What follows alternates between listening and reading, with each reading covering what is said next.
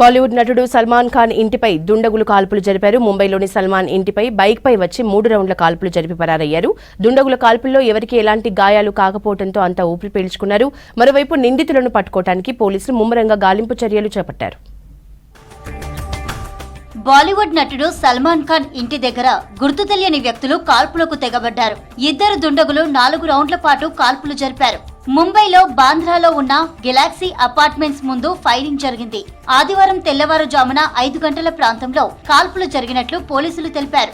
ఘటనా స్థలానికి చేరుకున్న పోలీసులు నిందితుల కోసం గాలిస్తున్నారు. ఫోరెన్సిక్ నిపుణులు సైతం సంఘటనా స్థలానికి చేరుకొని ఆధారాలు సేకరించారు. Because the area where Shri Salman Khan lives is a very popular area and it's clearly his family obviously is under pressure.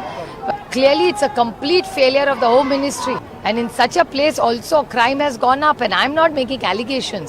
This is the data given by Government of India for Maharashtra.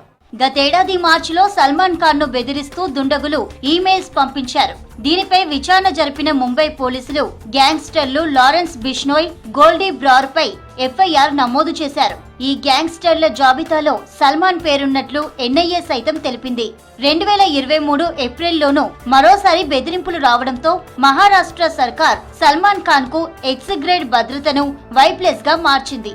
దీంతో సల్మాన్ కు 2 సాయుధ సిబ్బంది సెక్యూరిటీగా ఉంటున్నారు. సల్మాన్ ఇంటి దగ్గర దాడిని Maharashtra CM Eknath Shinde ఖండించారు. నిందితులను వీలైనంత త్వరగా పట్టుకుంటామన్నారు షిండే.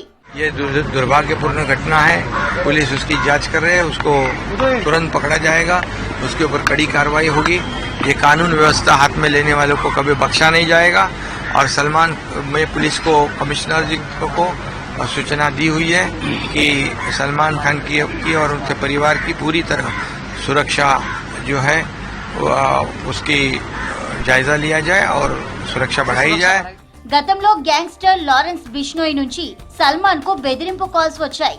1998లో కృష్ణ జింకను వేటాడి తన మనోభావాలను సల్మాన్ దెబ్బతీశాడంటూ 2018లో హెచ్చరించాడు. దీంతో సల్మాన్ కు భద్రత పెంచారు పోలీసులు. ఇక తాజా కాల్పుల నేపథ్యంలో భద్రతను మరింత పటిష్టం చేశారు పోలీసులు.